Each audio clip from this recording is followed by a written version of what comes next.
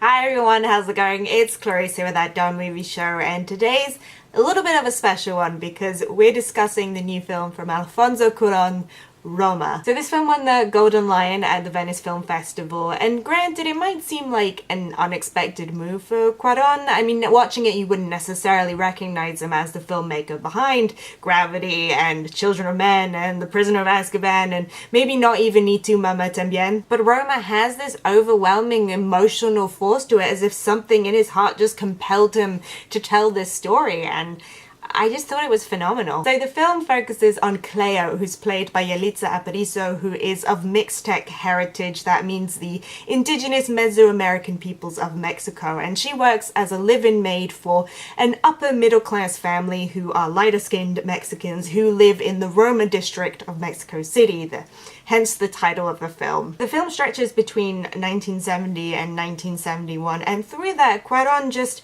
finds this incredibly nuanced, subtle way of exploring ideas of race and class and even gender, because this family really wants to love Cleo. They want her to feel like she's a part of the family, but there's still this impassable social divide between that, and it always comes out in these small but devastating ways, like the image of the entire family watching TV and they're all sat on the couch, but she's sitting on a cushion on the floor. So Cuarón said that the film actually draws on his childhood. He grew up in the Roma district and his family situation was pretty similar. In fact, Cleo is based on a real person, and the film ends with a dedication to her. And to some degree the film's intimacy does feel autobiographical. Like, there's a scene where the family all go to the cinema to watch Marooned, which is this 1969 film starring Gregory Peck about astronauts stranded in space, which Cuarón was completely obsessed with as a child, and of course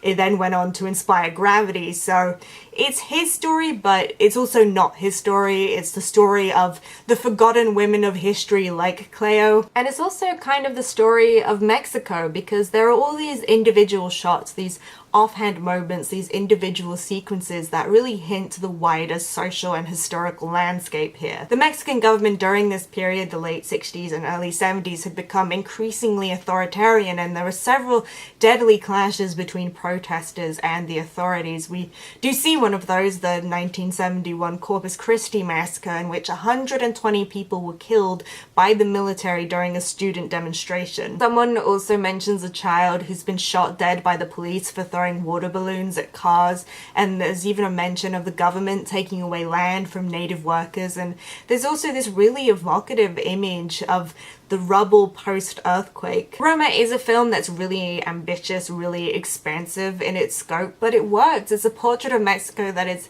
so beautiful and generous, but also understands its trauma. And obviously it's way too early to tell, but I could see this one day becoming Cuarón's big personal masterpiece. It just has that definitive quality to it. And the film's shot entirely in black and white, this very deep, rich black and white. And so that really adds to the sort of grand sensation of it. And also, I know this film is being released by Netflix, but if you have an opportunity to see it in cinemas, I would absolutely recommend it, if not just for the sound design. There's this recurring element of drips and splashes of water, and it really gives you an opportunity to reflect on what you've been watching and the world you've been submerged into. And the same goes for how the camera moves in this film. It's very still, serene. There'll be these slow pans across the room that feel almost like a tableau. It can make a normal domestic house have this epic quality to it. And there's this incredible New Year's Eve scene where suddenly a fire breaks out in the forest and everyone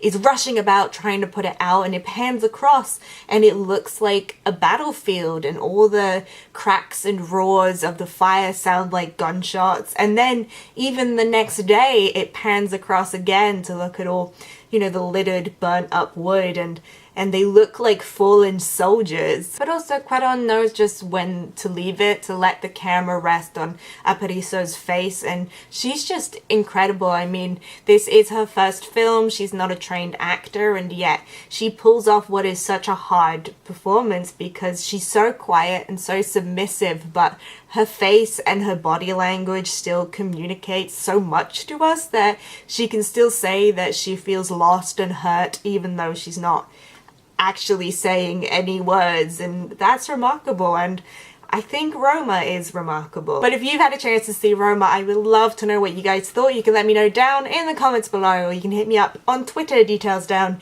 in that description box. Also, don't forget to like and subscribe so we can hang out and talk about movies. I'll see you guys soon. Bye!